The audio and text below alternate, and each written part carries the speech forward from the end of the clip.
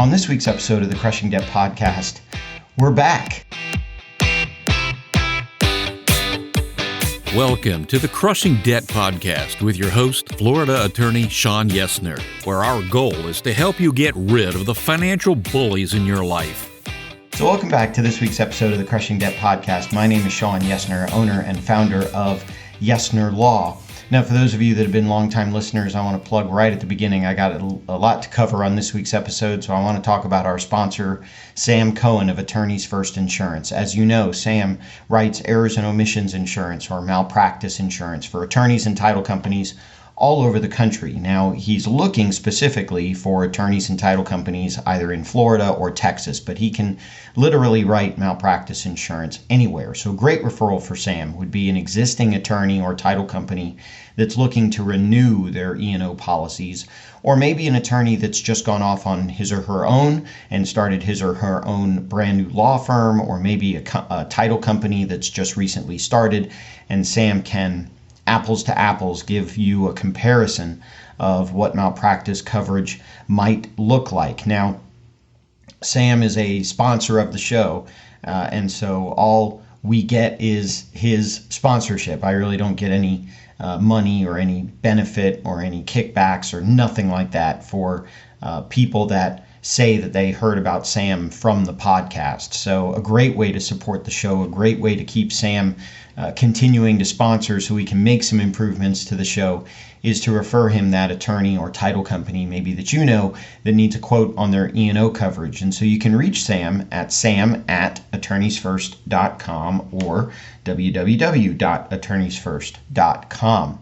So again, Sam is a great help, and there's been a lot of changes. So the first change that I can tell you about that we made to the show here, like I said in the opening, we're back. What does that mean? Because we haven't really gone anywhere. I've been releasing episodes pretty consistently. We are back in the office. So when COVID first hit, and we had to basically all self-quarantine at home back around this time, March of 2020, I took all my podcast equipment home because I knew I was going to have to do Zoom meetings from home. I knew I was going to have to do podcast recordings from home.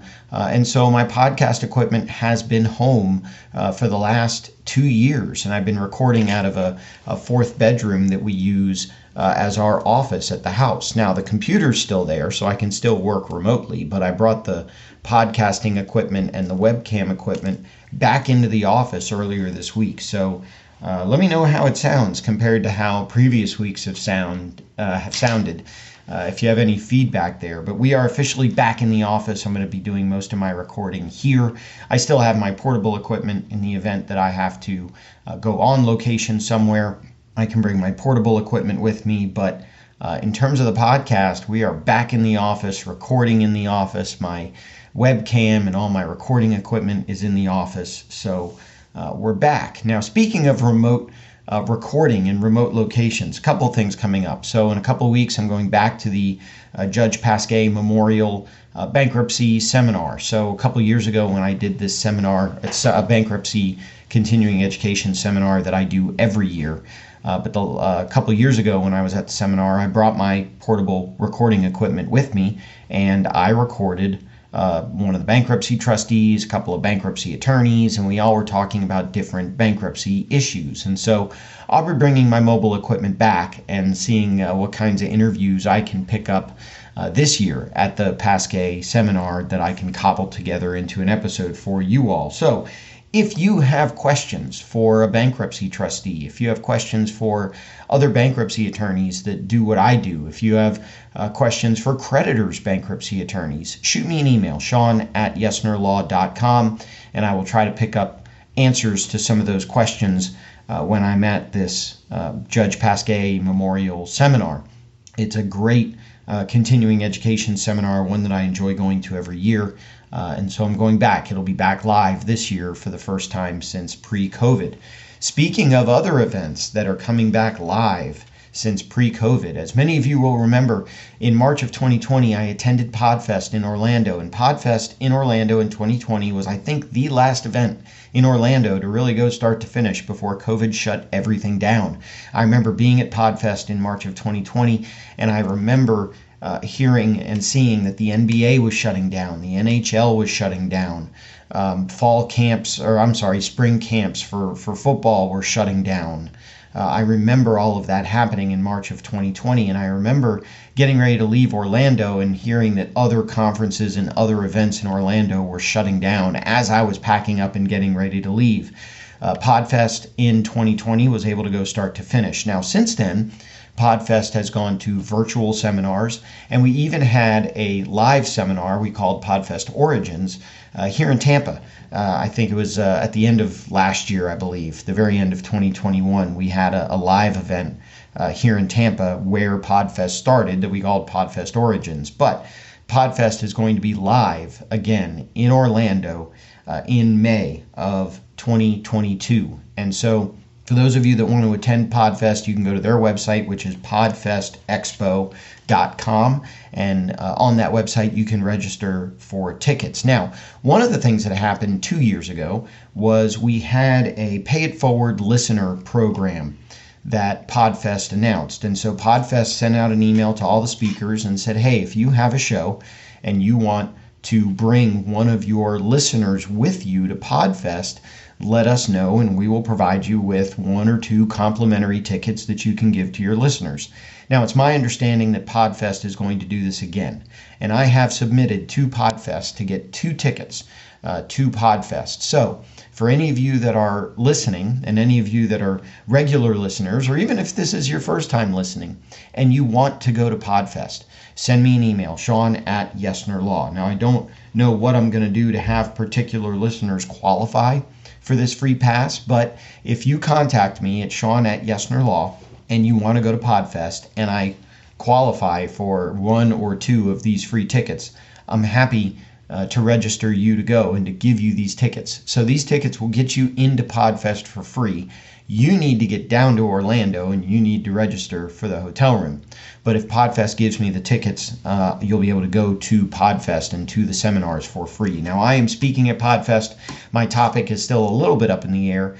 It was something to do with how I use the podcast to monetize and support the law firm, which is the intended purpose of the podcast. But I have this idea about talking about how the podcast has made my skills as an attorney even better, and talking about in terms of interviewing guests and interviewing people that I'm trying to depose for purposes of the law firm. So that's the presentation that I'm sort of putting together.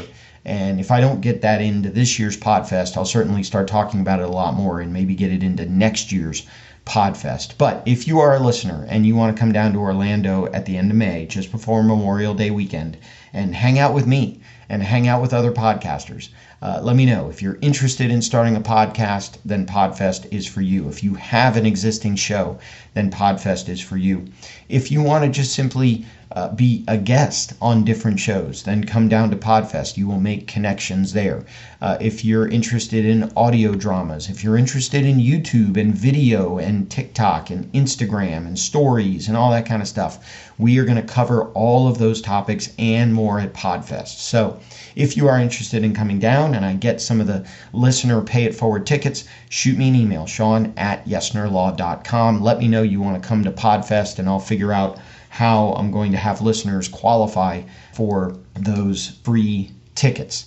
The other announcement that I want to make, now I've been trying to sort of keep this quiet and I've been trying to sort of keep this behind the scenes, but as much as I enjoy doing the show and as much as I like the show and as much as I like the content that I'm creating, I think it's time to change things up a bit. Now, I am not talking about stopping the show. So I'm not going to discontinue the show. I'm not going to stop producing content. I will continue to produce content. I will continue to produce weekly content. I will continue to produce content for all of you. But I think it's time to switch it up a little bit. What I would really be interested in talking to somebody about is if they want to be a co-host of the Crushing Debt podcast. So they would be a regular contributor to the show with me. We would record weekly episodes, or maybe I would have the co-host on some other schedule if we can work out a different kind of schedule, whether it's every other week or once a month or every third week or whatever it happens to be. I'd be open to pretty much anything. But I'm looking for a co-host. And so one of the qualities that I'm looking for in a co-host is somebody that can be the yin to my yang. I'm looking for somebody that can be sort of the opposite of me. I'm looking for somebody that can question me, that can challenge me, somebody that I can question, somebody that I can challenge, somebody that I can bounce ideas off of, that can bounce ideas off of me, somebody to give you all as listeners another perspective to some of this stuff that I'm talking about on the show. So if you are interested, again, send me an email, sean@yesnerlaw.com. If you are interested in being a co-host on the show, shoot me an email. Let's see if we can produce something. Let's see if we can create something. Let's see if we can together make the show better. If you're interested, contact me. We will talk about and we will work out any details. Maybe I'll have you on as a guest host and see what the audience reaction is. Maybe I'll have you on a couple of episodes, whatever. But give me a call. Let's see what it is that we can work out together. If you are interested in being a co-host, or if you know somebody that's looking to host or co-host a show, have them reach out to me, sean@yesnerlaw.com. And again, let's talk about it. I really have nothing in mind in terms of who or what I want, other than I want them to be somebody that can be a contrast to me. So, whether that means a woman, whether that means another man, whether that means a creditor's attorney, whether that means somebody who's not an attorney, I really haven't gotten that far yet. So if you are interested in being a co-host of the show, or if you know someone who's looking to be a co-host of a show, an established show, let me know. Now, for those of you looking at stats, this is episode 313. So I've got 6 years of content built up here on the show. The podcast has been around even longer than that. For those of you that have been listening since episode 1, which may only be me at this point, but for those of you that have been listening since episode 1, know that first year I didn't produce weekly content. I produced content when I could. But when I got to year 2, I was pretty consistent about weekly content. And so if my math is correct, then 312 is exactly 6 times 52, which means I've got exactly 6 years of content, which means if you listen to one show a week of the existing catalog as it exists today, it would take you 6 years to go through the library of content. So those of you looking to co-host, or those of you know somebody that's looking to co-host an established show, let me know. Let's see if there's something here that we can work out. But this is the Crushing Debt Podcast, and so far all I've been doing is telling you about what I plan to do to improve the show. So let me talk a little bit about a topic that has to do with debt. And so one of the publications that I get, one of the magazines that I read on a regular basis, is the American Bankruptcy Institute Journal. American Bankruptcy Institute, ABI for short. They do put on a lot of content. They do put on a lot of seminars, a lot of continuing education for attorneys, and they put out a monthly journal. And I brought you all from time to time different articles from that journal, different perspectives from that journal. And I came across one today. Now, this article is so that I can give proper credit, it is in the March 2022 ABI Journal. It's volume XLI, which, if my math is right, is 56, number 3. So, 54, number 3. Anyway, I don't know what XLI is. Maybe I'll figure it out. But number 3. So the March 2022 volume. And those of you telling me the Super Bowl is XLI, so I should know what the heck number it is. Yeah, I get it. So the article is written by 2 attorneys, an attorney named Jeremy Retherford and an attorney named Walter Jones. Both attorneys work for a law firm called Balch Bingham. The law firm is in Birmingham, Alabama, and also has an office here in Orlando. Jeremy Retherford is from the Birmingham, Alabama office, and Walter Jones is from the Atlanta office. And I know Balch Bingham because I went to law school in Birmingham, Alabama, so I'm very familiar with the reputation of the firm. This particular article was written by these two attorneys at the firm, and the title of the article is What the Latest COVID-19 Surge Means for Filings in 2022. Now, at the time the article was written and at the time the article came out, there was another surge in COVID-19 cases. Now, as I record this episode, that surge has pretty much dropped down to a minimal level. There really isn't a surge anymore. And we can debate why that is. There's many different people that have many different opinions. I'm not going to get too political or medical on the show. You can email me if you want to give me your theory as to why it seems that COVID-19 cases have dropped.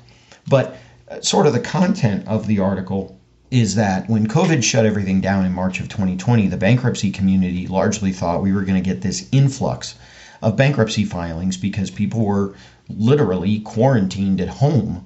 I know in Florida for, a month, and outside of Florida, longer than that. So there was this sense that we would get a wave of bankruptcy filings. Well, that wave of bankruptcy filings didn't happen. And so when we got into 2021, we thought, well, now's the year. Now that businesses have now opened up, the economy is starting to open up. People are going to be hurting from being quarantined at home and not working. Businesses that had to shut down, those employees are going to be hurting. So 2021 is the year when we have a wave, a tsunami of incoming bankruptcy filings. And again, that didn't happen. So now will 2022 be the tsunami, the wave of bankruptcy filings? Now, these two authors, Jeremy Retherford and Walter Jones, argue in their conclusion that we may see an increase in filings in 2022, and I'll get into some of the reasons for that here in a minute. But they do a good job of going through sort of the history of COVID and the history of filings. For example, we thought that 2021 would be this wave, this influx of increased bankruptcy filings. But what the authors point out is that the ABI recently reported total bankruptcy filings for 2021 decreased 24% from 2020. So in 2020, there were a total filings of 529,106 bankruptcies in 2020. In 2021, that number had dropped to 401,291 bankruptcy filings. And I think that's countrywide. I know that here in Tampa, we're one of the larger divisions that has bankruptcy cases being filed. But still, I think even overall, even in Tampa, I know for my practice also, bankruptcy filings dropped in 2021. And so one of the things they talk about is, well, why did bankruptcy filings drop? And so one of the things they point out is that, in the end of 2020 and in 2021, we were getting all this money. We got PPP loans in 2020. We got EIDL loans in 2020. We got the advance on the credit in 2021, which, by the way, now that we're into March and we're getting close to the April 15th tax deadline, I filed my personal taxes. My refund was actually less than what it would have been because I got some of the child care credit or child credit earlier during the year. I got those $250 per kid payments at the end of last year, which means the credit that I would get for my 2021 return was less than it otherwise would have been. So how many of you were expecting a big refund only to learn that because you got some of that credit in advance, your refund was actually less? But what they say here is, while consumers were receiving checks in 2020, shutdowns and concerns over personal health limited the ability of many to spend that money. As shutdown restrictions were loosened in 2021 and businesses slowly reopened, consumers hit the streets with spending that pumped billions into the economy. In addition, the Federal Reserve kept interest rates low, which resulted in consumers taking advantage of, quote, cheap money that they then deployed back into the economy. So what the authors are saying here is that with the combination of low interest rates and low spending in 2020, when 2021 hit, now we start getting out again, we start going shopping again, we start pumping money back into the economy. The other thing that they talk about were the unwillingness of lenders to start to call loans due and start to chase people for money. One of the things they say here, lenders, particularly traditional lenders, maintain the same hesitancy they had in 2020 to enforce rights and remedies upon default. Part of this can be attributed to the reputational and public relations concerns, but part of this was business driven. For example, if a movie theater or hotel owner is not seeing revenues that allow it to service debt, there is little reason to think that the lender could foreclose and either rehabilitate the property on its own or sell it to a third party at pre-pandemic value. Thus, the lender may decide that it would be best to leave the collateral in the hands of the borrower for the time being. This is an issue that I picked up on here locally in the Tampa Bay area. So where I live, there's a mall close by called Citrus Park Mall. And actually the owner of that mall is Westfield. And so Westfield has the Citrus Park Mall. Westfield also has the West Shore Mall, which is in the West Shore area of Tampa, kind of close to the airport, to 275. Westfield also has Countryside Mall, which is here by my office in the Clearwater area. And Westfield also has the Brandon Mall. Now what I remember is back in, I want to say 2021, a story came out, 3 of those 4 malls, and I don't recall which ones. I know it was Citrus Park for sure by me, but I think it was Citrus Park, Brandon, and West Shore. I think Countryside was the only one not in default of its loans. And so what I always said is, well, what's the bank going to do? Let's assume that the bank forecloses and repossesses the Citrus Park Mall. Well, the reason that the owners of the Citrus Park Mall can't make their mortgage payments is they don't have businesses in the mall that are making rent payments. And so what's the bank going to do? I don't know how many of you have been to a mall recently, but the last time I was at the mall, it was still kind of a ghost town.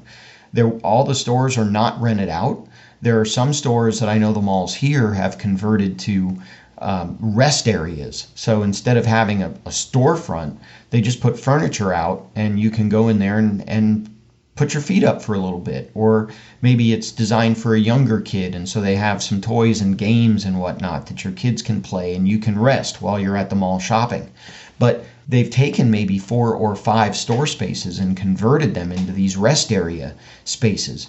So the malls aren't getting the revenue, they're not getting the businesses to come rent space in the mall. And that makes sense because not as many people are going to the mall anymore. People are shopping more online. And so if I own a brick and mortar retail business, am I going to want to pay mall rent when mall traffic is down? And so what is the bank going to do? If the bank comes in and forecloses and takes control or takes possession of the mall, is the bank then going to hire a property management company to try to get tenants in when tenants are already not coming in? And then how are the existing businesses, if the existing businesses are not paying enough collectively in rent to allow the owner to make its mortgage payment, how is the bank going to collect any type of rent to cash flow this mall? So, I mean, the mall situation here in the Tampa Bay area is a perfect example of what the authors point out about a lender wanting to leave the collateral with the owner, because what the heck is the lender going to do with it if the lender forecloses? And so that could be part of the issue. That was also an issue in the mortgage meltdown back in 2008, is that the lenders were not foreclosing as fast as they could have, because what are they going to do with all this inventory once they get it back? Now, again, I don't think we're headed for the same type of real estate bubble that we had in 2008. I don't think we're headed for the same type of crash. I think prices will adjust. Now, one of the things we're dealing with here in Florida is that we are still a destination. And so people are moving into Florida more than they're moving out of Florida. So the demand for houses in Florida is huge. Houses are still only staying on the market for a few days, getting into competitive bidding situations, having people pay over list price to buy a house. And so we still have those factors. So I don't think we're going to see the bubble burst like we did in 2008. What I think instead is that as inflation hits and as some of these other factors start to hit, people are going to be forced to sell their house to cash out the equity. So I think we will see a slight uptick in foreclosures, and I think we'll see a slight uptick in sales so that people can preserve the equity that they've built up since the pandemic hit. I think that's personally my opinion of what's going to happen here in the real estate market.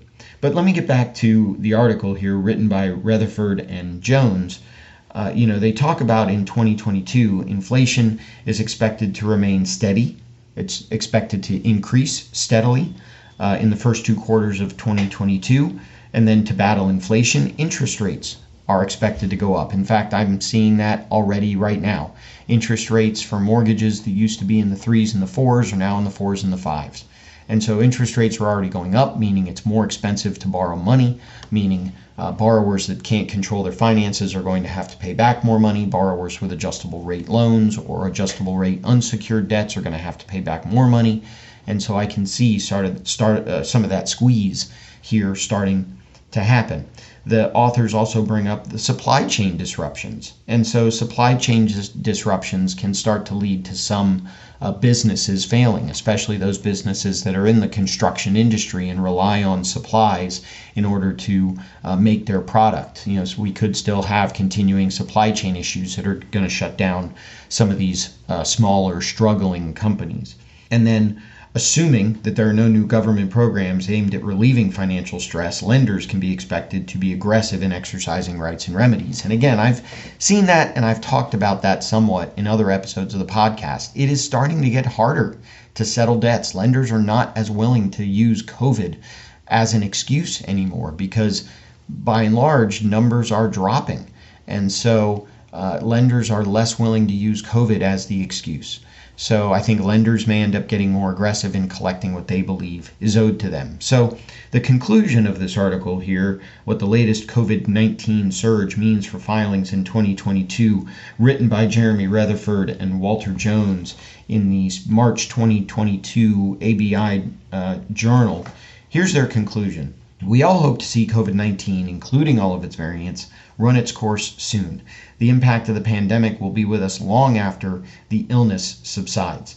Exactly what we will observe in the way of bankruptcy filings remains to be seen. However, conditions strongly suggest that we will return to, quote, normal filing rates and then some. So, we expected an increase in filings in 2020. That didn't happen. We expected an increase in filings in 2021. That didn't happen. We're saying we expect an increase in filings in 2022. We will see. But if you have questions about your debt, if you have questions about bankruptcy, my suggestion is to seek out a local bankruptcy attorney that can talk to you about the laws and the exemptions and the restrictions in your area. Or if you happen to be in Florida or even in the Tampa Bay area, reach out to me and we can talk about it. Sean@yesnerlaw.com. I do take attorney-client privilege very seriously, so I won't give details if you decide to call in. It's not like I'm going to start telling your story on the podcast. And if I do, I'll change some of the names and some of the facts so that we don't recognize your exact situation. But seriously, I do take attorney-client privilege very seriously and will not breach it. So if you have any questions, please go ahead and reach out and contact me. But that'll do it for this week's episode. Thank you all for listening. This is the first episode of year 7 of content of the Crushing Debt podcast. I am so happy to be bringing you this content week after week. I'm so thrilled about all the support that I get from the listeners, from the Crushing Debt podcast community. And what do you all want to be called? Gosh, email me something. It's been 6 years and I still don't have a name for people that are loyal listeners and followers of the Crushing Debt podcast. So let me know what you want me to call you too as a group, and maybe we can leverage that as well. But that'll do it for this week's episode of the Crushing Debt podcast. We are back in the office. We are at Podfest 2022 at the end of May. If you know of somebody who would be interested in being a co-host, possibly have them contact me. And then, do we have a bankruptcy tsunami coming? What's the economy going to look like in December of 2022, in March of 2023? So that'll do it for this week's episode of the Crushing Debt podcast. Like I say at the end of every episode, I hope that at the end of the month you have more money rather than at the end of the money you have more month. That'll do it for this week's episode. Thank you for sticking with me for 6 full years of content. I can't wait to do another 6 full years of content, and we will talk to you in next week's episode of the Crushing Debt podcast. If you have questions that you think would make a great topic for a future episode, please email Sean or connect with us on social media. Sean Yesner and Yesner Law, PL, are Florida licensed attorneys. The information contained in this week's episode is not a substitute for legal advice.